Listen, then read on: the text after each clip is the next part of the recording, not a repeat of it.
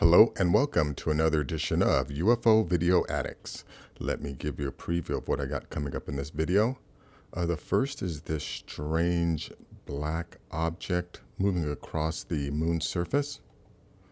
I also have an analysis of some videos that I put up yesterday about these double moons that were seen in Dubai. This guy does a pretty good breakdown. This video, a couple times I've mentioned how I believe that the reason why the United States military has so many bases all over the planet is because the United States has been tasked with investigating any UFO crashes, and it was because this interview. I finally found the video. This is Richard Hall, and he is the guy that went and found someone who was apparently involved in NATO, and that was the guy's job. He went around to crash sites and to retrieve or to investigate abductions and things like that. And Richard D. Hall ends up interviewing him and finds out some interesting information. And then this is actually a three-part video. And then I also, want to play another part of this video where they talk about all the times or how these guys knew when these UFOs were going to be entering certain areas of our atmosphere, and they set up weapons to knock them down. Let's see. This is a video about this Russian commander who confirms that they had encountered UFOs, and it was he that gave the directive to start reporting and questioning the witnesses. I also have this video here, which is an interview of Dan Bursch. And Dan Bursch is a known counterintelligence agent. So, understand that anything he says, you have to be very, very wary. Yeah, this guy, his job was to put information out into the UFO community to confuse the community. So just be aware of anything he says, you have to be very skeptical about. Let's see. Also have this video here which shows the first images of Uranus.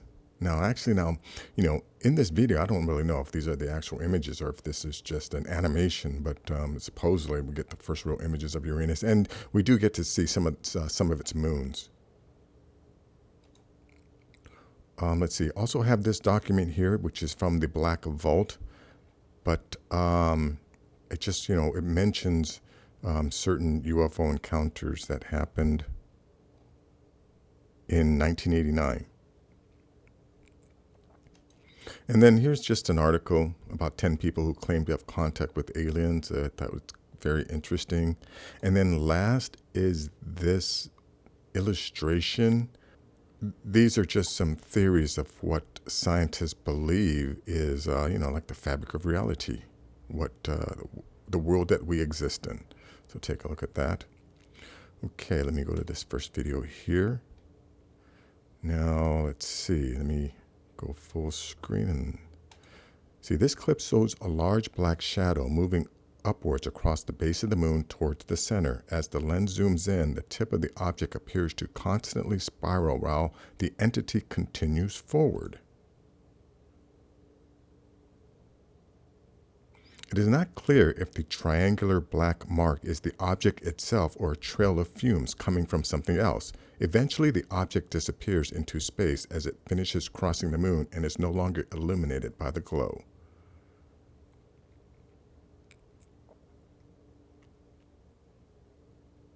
And again with I don't know, with this type of image, I'm pretty sure this guy is focused on infinity. So, I would say that thing is close to the moon, but I'm not so sure about that one. That also could be something that's just very, very high in Earth's atmosphere.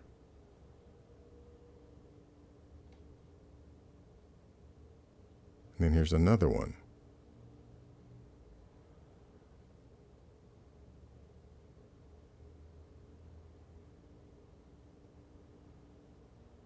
Look at that. Yeah, let me start that one again. That one just came. Here we go. Watch this. Gonna come right. Look at that. And then one more. Because they're just gonna keep replaying that. This video. And then let's see. Here's one more here. Something massive has been observed close to our moon.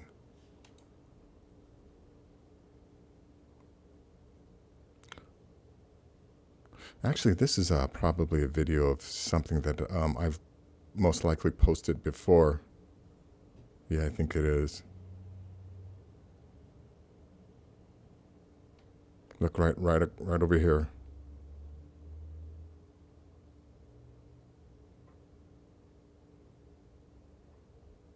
Yeah, look at that right here. You see these things coming up across the moon? And remember, this is daylight. Look at the shadows they make. Look at that. Let me go back to that 414. Watch, look at the shadows that it's creating. So this is obviously close to the surface of the moon. It's taken from Earth. And, you know, if anyone wants to believe this is some Photoshop job, yeah, be my guest. Go ahead and believe it. I don't think it's going to change the reality of what we're seeing. Let's see. Let me go to this video here. Yeah, this is an analysis of the video that I posted yesterday of these objects that were caught. But you know, and I mean, not to say that these things couldn't be some type of, you know, balloons. Like someone had suggested that this might be some type of advertising. They have positive volume and they don't look like to be projected. Yeah, you see, he says these things have positive volume, and it doesn't look like it's projected. So could it be a rocket launch? Yeah, I don't even know why he would go there. Of course, this isn't a rocket launch. All the images captured from different angles.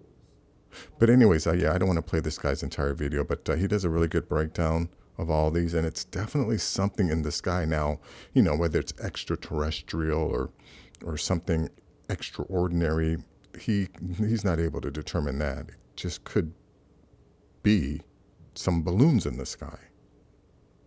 But anyways, check it out. I'll leave a link in the description. Okay, this is a video that I've spoken about many, many times when I gave my theories of why the United States has so many military bases all over the planet. Well, I believe it's because the U.S. military is in charge of recovering any crashed saucers. And, you know, according to this person that Richard Hall hunted down and, or not hunted down, but, you know, he searched them out and found them. That seems to be the case. So anyways, take a listen to what he has to say here. He kind of checked that I didn't have anything, made sure that I kept my camera in the car, and we drove to a quiet location, and as I said, we spoke for about 15 minutes. This man said that he was in a black ops unit that was controlled by the Yanks. That's what he said. And he said that when he volunteered for this in the 1980s, he didn't know what he was getting himself into. He said that we didn't know what we were volunteering for, but once we'd volunteered, we had no choice but to stick with it. You're in for life. And he said that if they find out that people like him speak about their operations, he wouldn't be here and his family wouldn't be here. He was implying that his life is at risk and his family's if he was to speak about what he knows about. Now, I asked him about this alleged encounter with the UFO. In the previous notes, it was stated that one of these black ops soldiers was just 5 feet from a UFO. I asked him about this and he confirmed that that was the case. And I said to him, well, how come you were so close to it? And he said, we were guarding it. All right, so I said, well, was it a crash retrieval? And he said, right, I can't tell you any more information about that. So read into that what you will. Now, he also said that he witnessed all kinds of things in and around the craft. He said that he actually witnessed an ET on more than one occasion. And he said it's nothing like you would see in films with big eyes and smiley faces. And I said, well, what did this being look like? And he said it looked like a devil, which is possibly some kind of reptilian entity. Well, that's all I want to play right there. Let me just play one other section here that I thought was very interesting. carry out human mutilations. They knew where to go and where to take from, where the people would not be missed for a long time. Bodies included people and children. He has multiple sclerosis and is on crutches. He has various scars, one of which he showed me on his right arm just below the elbow. He has 3 pins in his hip. He had work done on his shoulder and has had a knee replacement. His friends who were in the unit have had brain tumours and cancers. 2 are now dead. He said that he hasn't had cancer and then said, touch wood, indicating he is worried about it. I asked if he communicated with any of the ETs he claimed to have seen. He replied no. He said they were incredibly quick. They could move 60 meters in a split second. He said they are not friendly and you would not approach one. He saw 2 of them wearing what looked like a wetsuit or a flight suit. He said you could not approach them on your own. You needed cover because they were so quick. He said he witnessed 3 distinct types of ETs on these missions. He stated that in 4 or 5 of these cases they were craft debris and they were able to see what had been on board the craft. This included human and animal body parts. Yeah, see, and I think that's one of the main reasons why our government wants to keep this from us, is because in a lot of these crash recoveries, they are finding human body parts on the ships. And let's see, and he also and then there's a part 2 here. Excuse me, this is 2 or 3 of 3 of part 2. Let me just play you something that this guy here says.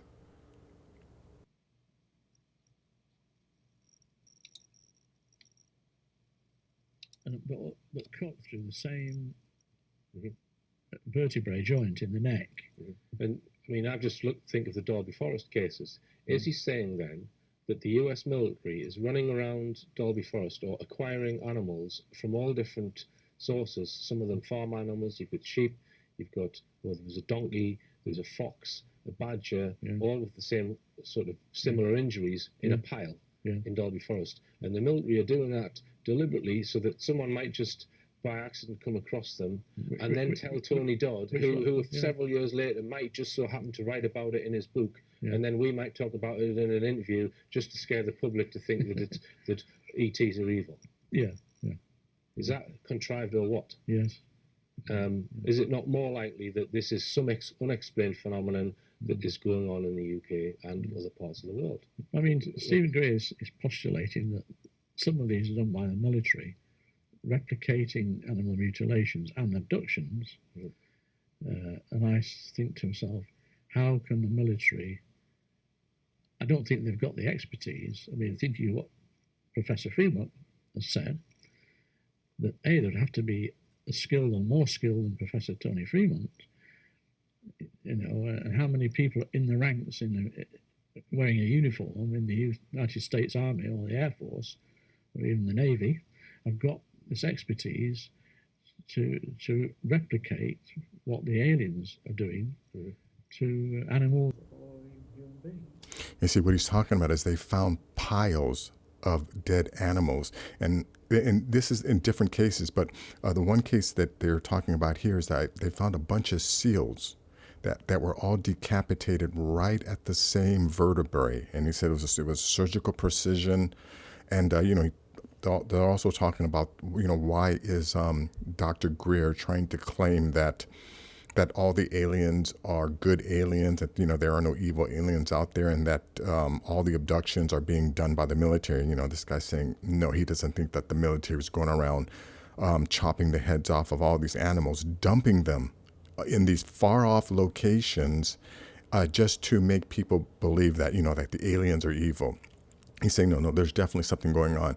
And another thing that they do talk about in this is how our military is able to set up monitors in certain locations that they know where the crafts are going to be re-entering our atmosphere. And again, like I put myself in the position of someone who, let's say in my garage, I have a craft that allows me to travel anywhere I want in the universe.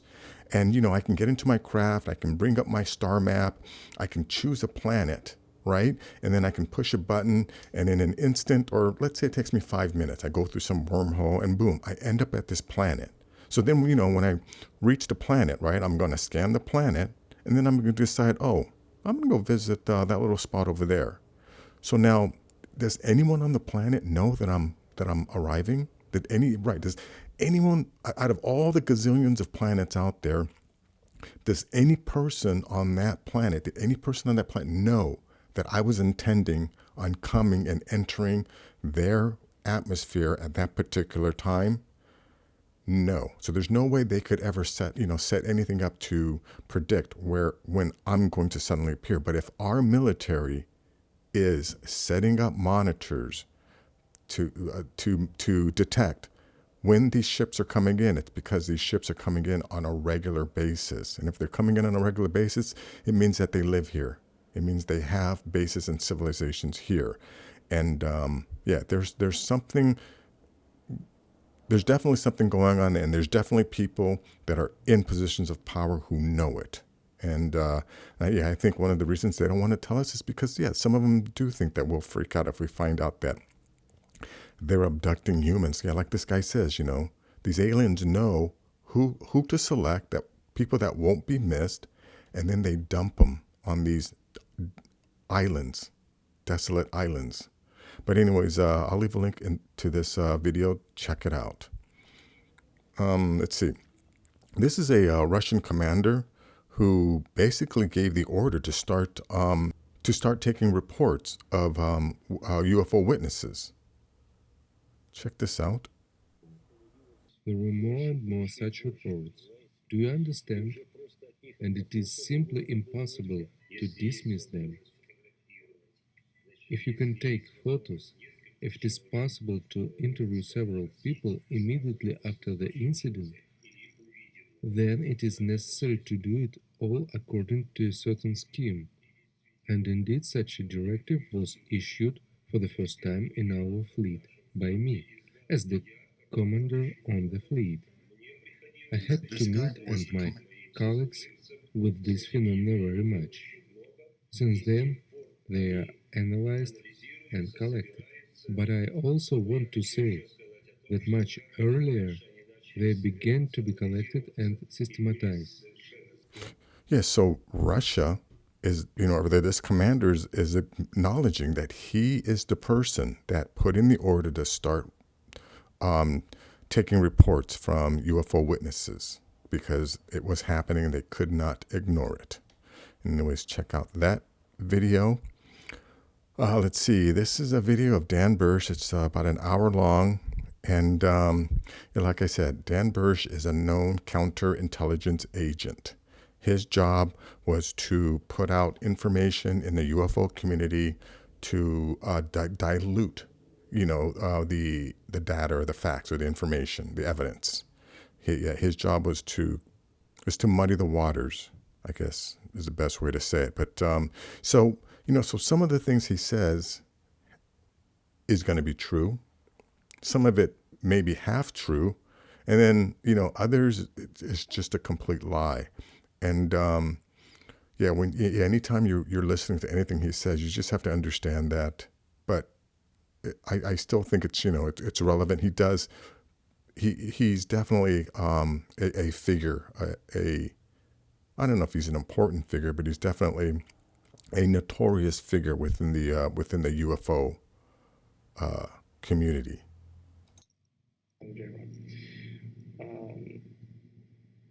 I moved the drum system and re-hooked a secondary set of housing inside the clean sphere, checked the pressurization, and once that was done, the door to the clean sphere would be closed behind me, and I would presume that the pressurization remained the same in the gantry-way. Following that, I would do my business inside of the clean sphere involving contacting the J-rod and removing the samples.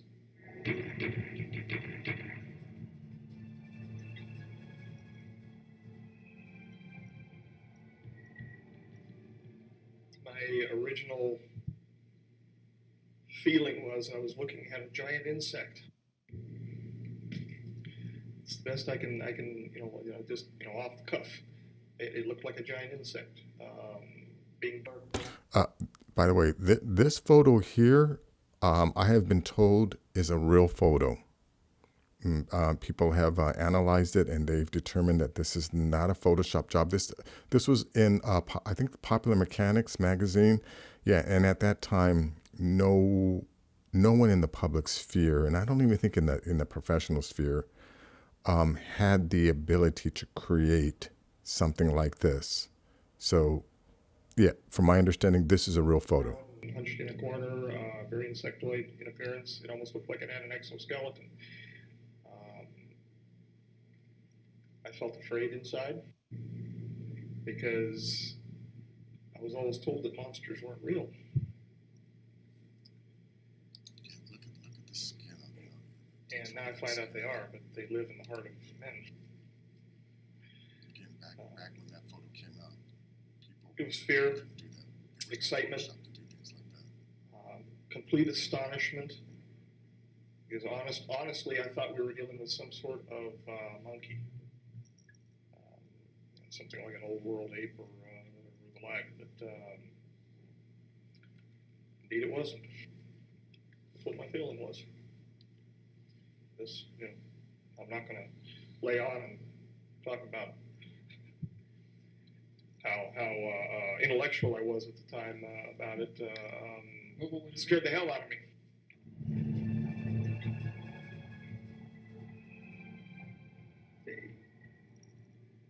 Gentleman with which I was associated was approximately 3.5 feet tall.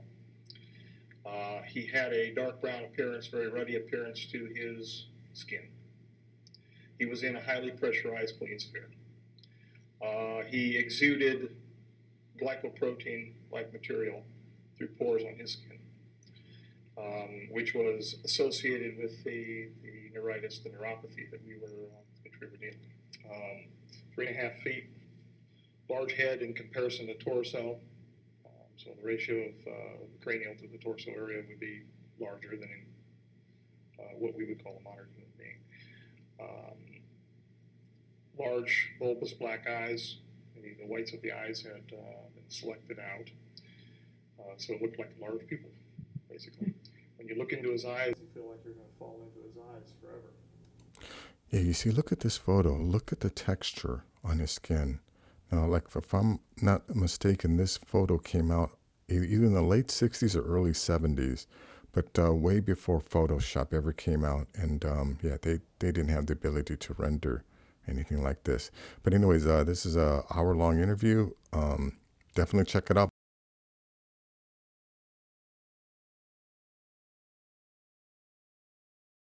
Anyways, let me go to this video here. This is the first real images of Uranus. Let's check this out.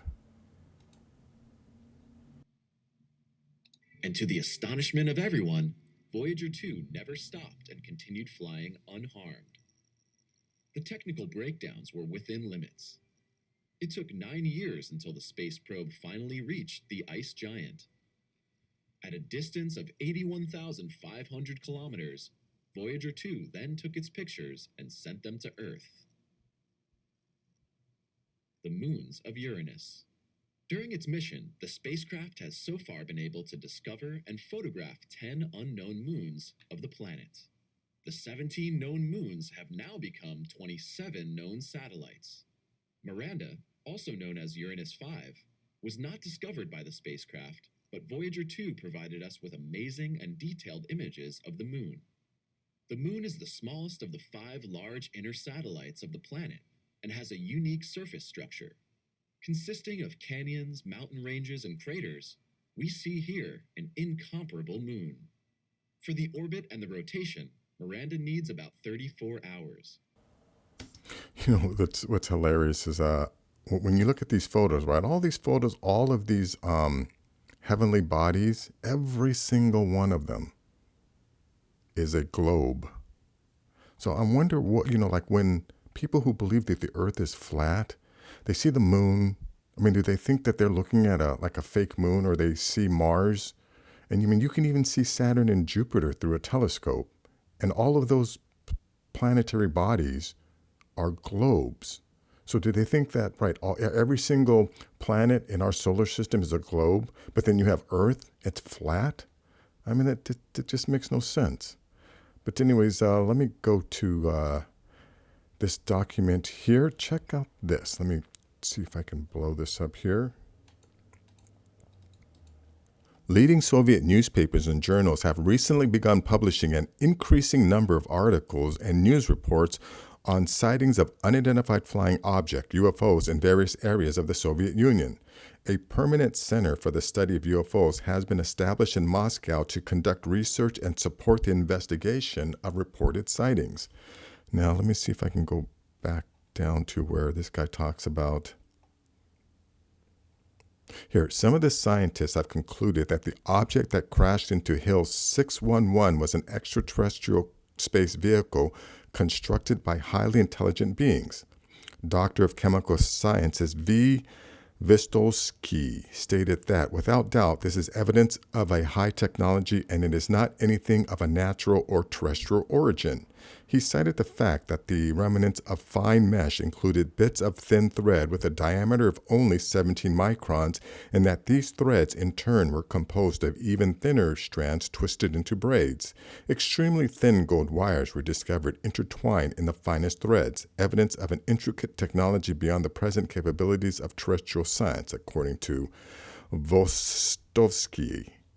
I'm sure I'm butchering that name. But anyways, this article goes on to talk about a few other incidents here. Soviet aircraft reported seeing a large flying disc in their vicinity with 5 beams of light emanating from it. 3 beams were directed towards the ground and 2 were projected upward when the object was first sighted. The ground controller instructed one of the planes to alter its course and approach the object, at which point the disc flew to the same level and aimed one of its beams at the approaching Soviet plane. Illuminating the cockpit, Listrotov cited the pilot's log as stating, "At this time, the co-pilot was at the controls. He observed the maneuver that the object had just carried out and was able to raise his hand to shield himself from the unbearable light. The aircraft commander was resting in the adjoining seat, and a bright ray of light, projecting a spot with a diameter of 27 centimeters, passed across his body. Both pilots felt heat." So yeah, this goes on to talk about some encounters that happen in Moscow. And, like I said, these aren't people visiting. They keep trying to, I think they knew that eventually some of these things were going to get out. So, because, there's no way that the people at the highest levels of our government continue to think that they're all extraterrestrials. I mean, they obviously know, or at least they have basis here. I mean, they must know that they have to at least know that there are bases here. But anyways, let me go on to this next article here. 10 people who claim to have contact with aliens. Yeah, here's an interesting photo here of a cigar-shaped UFO taken way back when.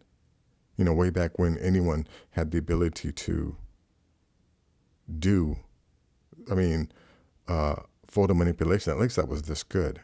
I'm sure they could do it.